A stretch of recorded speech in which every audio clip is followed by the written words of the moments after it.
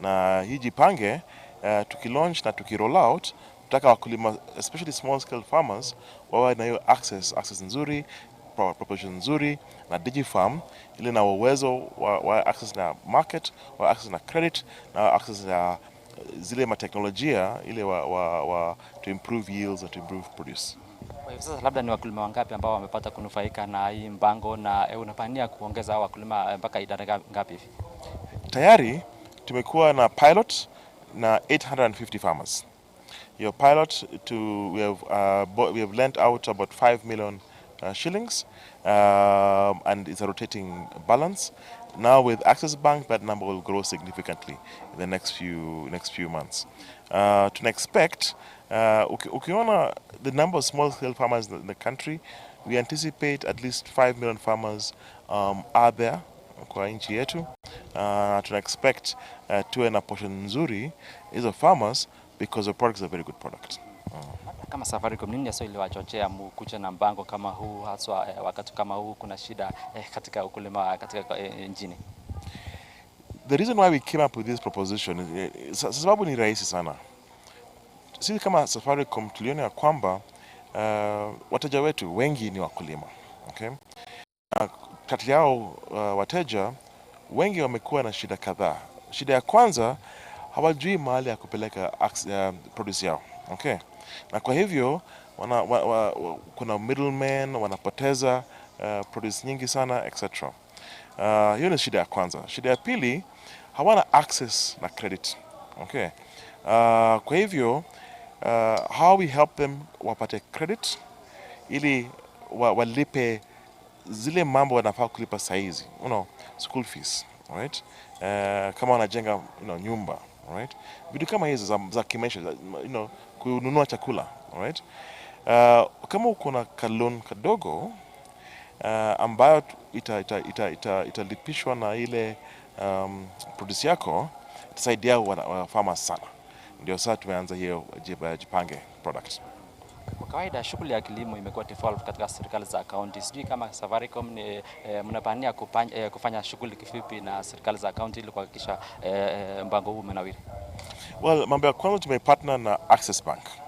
Access Bank, and we saw it right to partner with the bank kwa sababu wao kuna balance sheet ya kulend, lending balance sheet.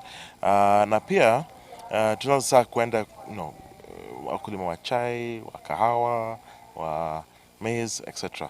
Tutaanza kwa verticals zingine tukiendelea. Pia tutalingana na counties ili tuwasaidie to improve yields na farmers. Kwa hivyo kama hapa tuko na watu kutoka Kericho County na counties zingine tutasupport nao kuwasaidia. Kwa sababu at the end of the day, transforming lives ndio mission yetu ya Safaricom, na tutataka kuendelea kufanya hivi na makaunti zingine. Mwisho kabisa, naona kuna bidhaa ambazo ziko mbele yako hapa siku ya leo, ni za nini, na labda wakulima ama wenye wamefika siku ya leo watanufaika kivipi? Kama haujui, Safaricom tumeanza this year, we are 25 years kama Safaricom, na tumeanza hii campaign ndio shangwe. Sasa unaona hizi gifts tunapatia wale wakulima wako hapa, unaona shovels, unaona majembe, at least kusema asanti, because tumekuwa na support kutoka wakulima, kutoka wananchi for 25 years, na shangwe ni kusema tu asanti. Tunashukuru pia. Sawa. So noton ko afisayat netelelchin tetutik en kampunit noton nebo Safaricom nebo noton ko Michael Mutiga ng'ololjin ketisiet nekakas kakwaror kotinygei ak tetutik ak missing ko boisiet nebo kibagenge koker kole kaimuch kotoret temikab chaik en county nebo Kericho en emoni kobun jipange advance ole kakwaror kotinygei ak kamanutiet nebo tetutyonoton. So amache awekun soet Bernard Tanui konyo studio nebo Kass TV testai kebeberwek alak kobun en komoswek cheterter chebo emoni. Kainenyun ko Robert Sele, testai iker Kass TV amun kimnotet naet. Kongo inoto ko sirindenyo Robert Sele eng county nebo Kericho kong'ololi eng yo ak ofisayat kobun Safaricom eng county nebo Kericho Michael Mutiga kotinygei ak tetutiet neisuldoen Safaricom eng kibagenge ak benkit noto nebo Access Bank kotinygei ak rabinik chebo besendo chekikochini kabatikab chaik eng county nebo Kericho kobun tetutiet noto nebo jipange na advance. ole toreti notok kobotik choto chebo chaik kokanapta kobotishieng'wai. Ko ngebe eng oretab agenge agoi korikab bunge ole tesetai MPs kokonu ng'alalenywa kotinygei ak ng'alalet notok kikon President William Ruto eng konekit ole kiaror president akobo tetutik cheterter chemoche kosuldae asikoityi emoni bandab tai ole eng nguno kotesetai kong'olole MPs ng'alalenata bo president ak kounotok ko ngekas akobo kit nemwoe MPs eng bunge. The story on that road should have featured very well in the State of the Nation address. Honorable Speaker, the President reassured the country about the question around food security, how the food security has been enhanced, the question around farmer income, because this is an agricultural country, and also about how the Kenya exports from agriculture has been enhanced. The President actually mentioned about the progress we have done in the tea industry, the coffee industry, the edible oils industry. He mentioned about the cotton production, coconut production.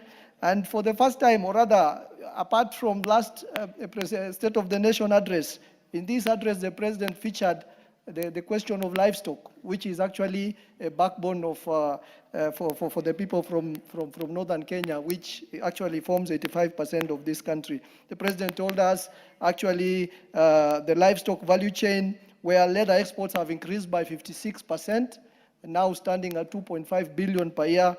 Leather shoe production locally has risen to about 11 million pair of shoes produced every year.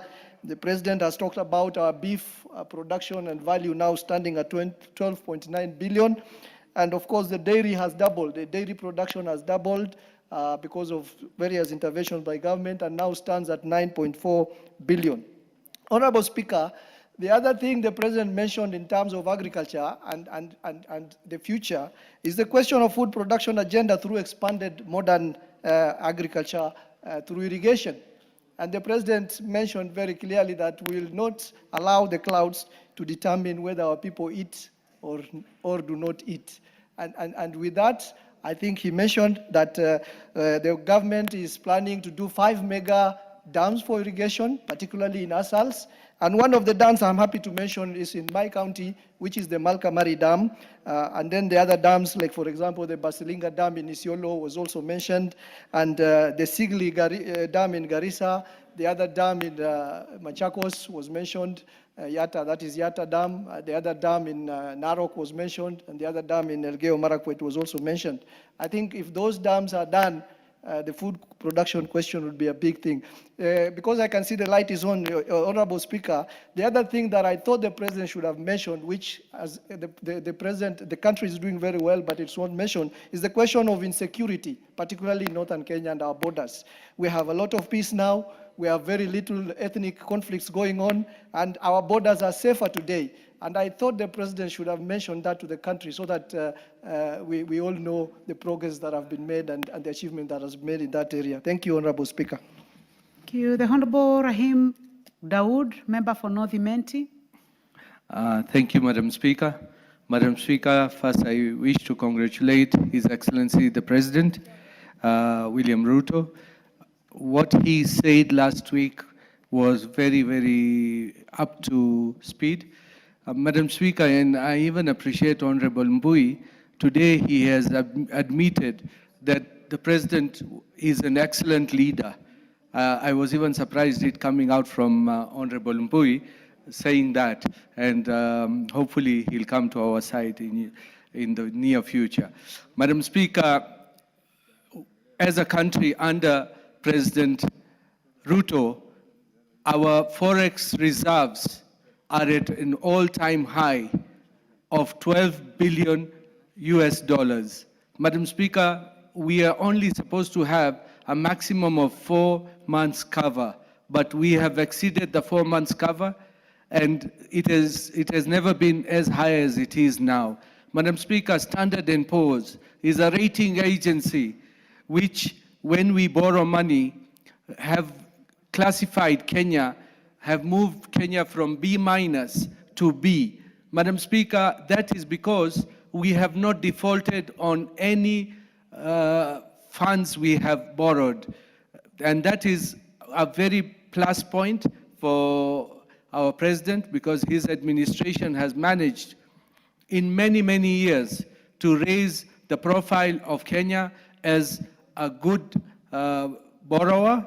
And when the infrastructure fund, the funding which was there before the Eurobonds, and we should note that it is not the government of William Ruto which borrowed all those funds, the Eurobond funds and all that. It was the previous administration. It is just a case that we are now paying over $1 trillion shillings in borrowing costs with interest and paying the principal. So we are laden with a lot of debts from the previous administration. And when one of our colleagues said we are borrowing, we have borrowed so much money, but how do you expect to pay what was borrowed earlier if we do not borrow and pay our debts? Madam Speaker, the presidents in this regime, we have got fertilizer, the subsidized fertilizer. Madam Speaker, the subsidized fertilizer has gone a long way to improve the agricultural capacity of this country. And with that, we have now raised the output in maize and other products as well. We've got the tea, like from my constituency, and coffee. The prices have gone more than, I think it's more than 50%. The prices have gone up in tea and the bonuses, together with coffee as well. So, Madam Speaker, our president has dared to dream. He did not have to do many of the things which others failed to do because they were scared of the consequences. Our president has dared to dream, and he's trying to make things work for this country so that we can move from where we are. I would not want to call us a third world country. I would want to call us a developing country, and we want to now go to the developed nations.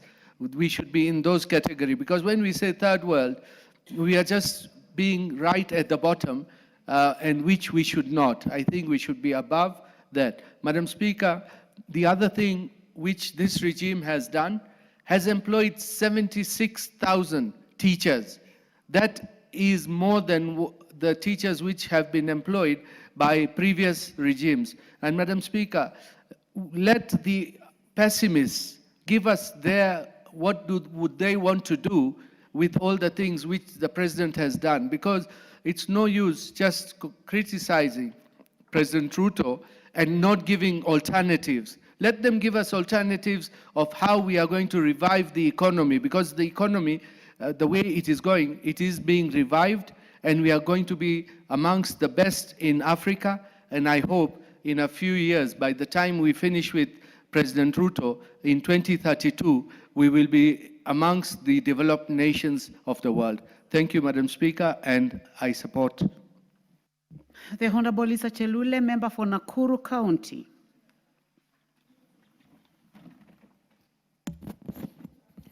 Asante sana our speaker kwa kunipatia nafasi pia nichangie taarifa ya president wetu ambaye tuletea taarifa yake wiki iliyopita, na ni taarifa ambaye ilifurahisha wananchi wote wa Kenya kulingana na kazi ambayo amefanya kwa wakati fupi sana.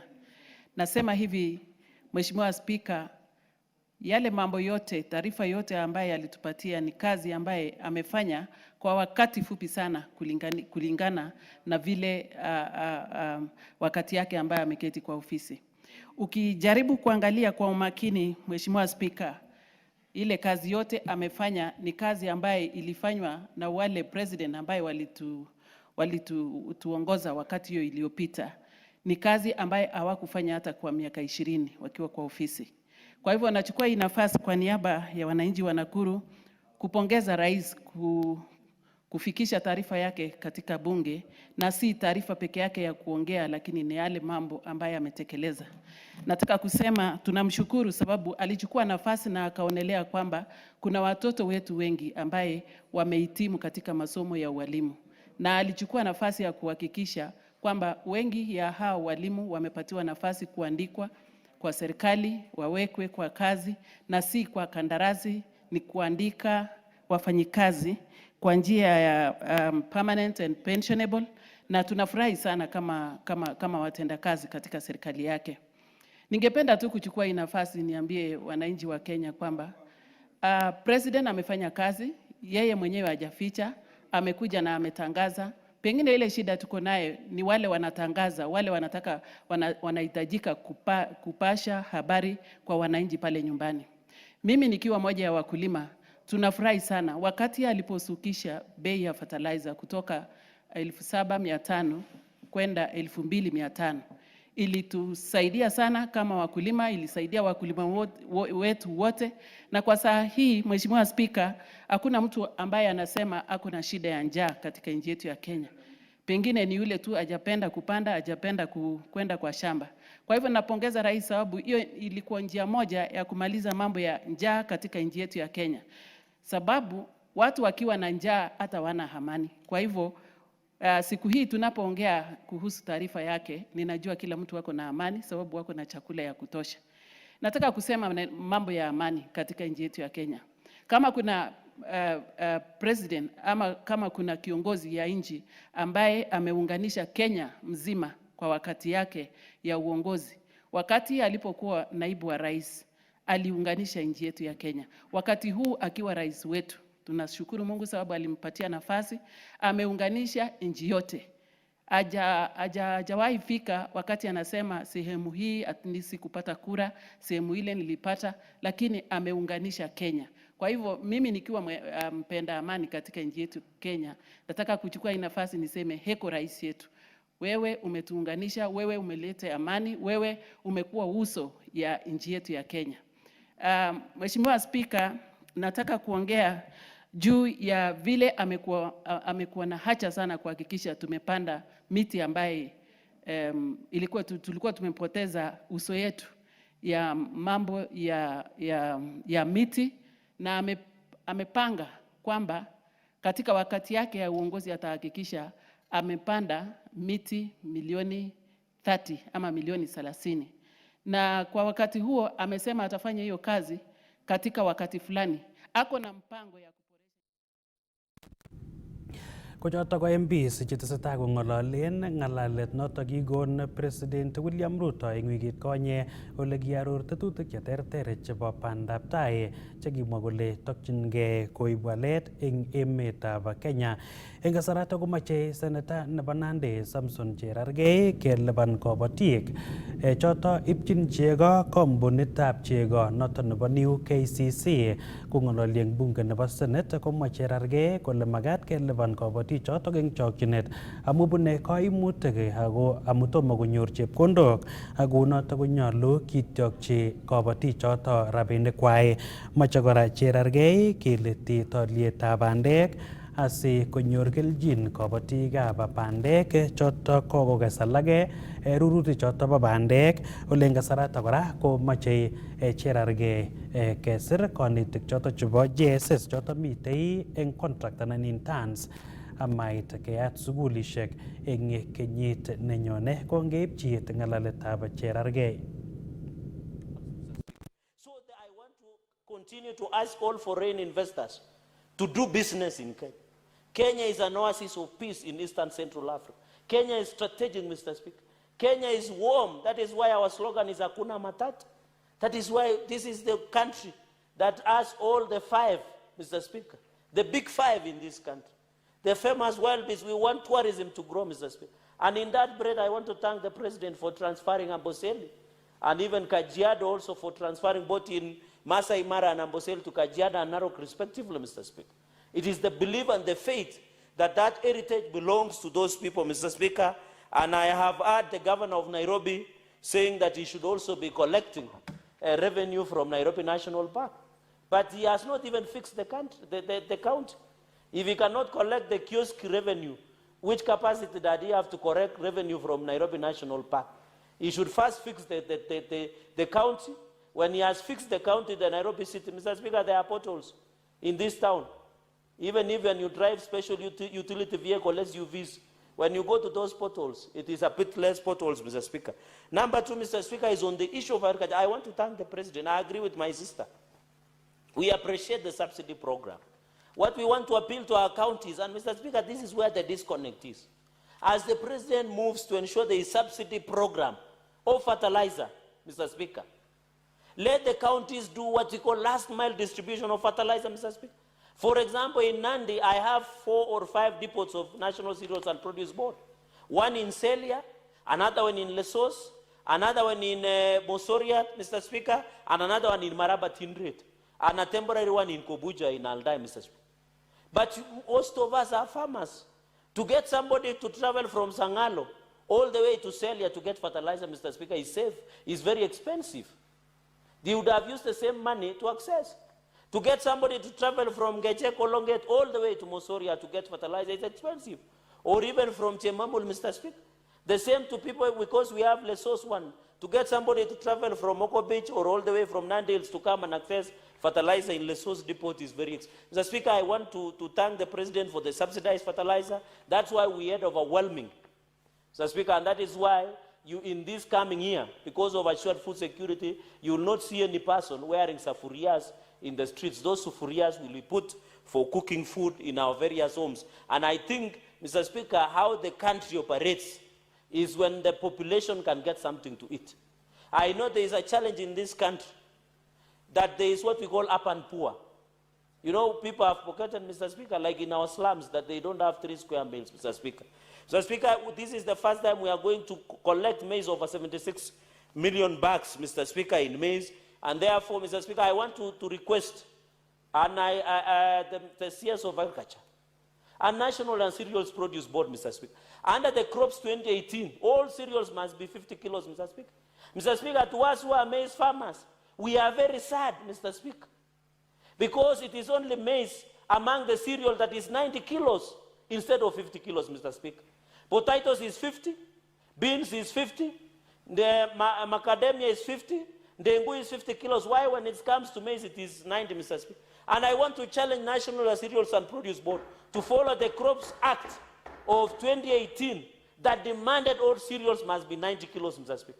We hope NCPB and Ministry of Agriculture will issue a circular because we are harvesting, Mr. Speaker. This is harvesting season, and we don't want to experience what we call post-harvesting. On the issue of tea, we are still sad. I'm happy the Deputy President, Professor Kithure Kindiki, when he came to Nandi, he assured the tea farmers that he's going to sit with us, especially from the West Rift, from Bomet, Kericho, Kisii, Nyamira, Nandi, and Uasin Gishu, and even Bungoma, where tea is grown, even Trans Nzoia, Mr. Speaker, so that even Vihiga, so that we can sit and look at the low bonuses, Mr. Speaker, and poor tea pricing, Mr. Speaker. It is so sad. Mr. Speaker, you saw I brought a statement where they are still using tanks to test tea in Mombasa, Mr. Speaker. God forbid, if you are testing 10 glasses of tea sampling, and that person has passed the house of Nyasi, what do you call Nyumba ya, allow me with the Nyumba ya Nyasi, maybe you have taken something somewhere that is other than tea or juice or water, Mr. Speaker. Will he still feel the same testing when they are sampling tea? No. So that is the issue of means we need to establish testing centers, especially in the West of Rift, and I have agreed with colleagues, parliamentarians, that we need to actualize. So on the issue of agriculture, Mr. Speaker, the President has done very well, even in sugar sector. For the first time, sugar farmers are going to get bonus, Mr. Speaker, just like tea farmers, which is very unique under President William Ruto's administration, Mr. Speaker. And therefore, I don't want to, in agriculture, the only problem we are facing now, Mr. Speaker, and I know it's also in Meru, because also we produce milk, you realize KCC has delayed paying farmers for the last 4 months.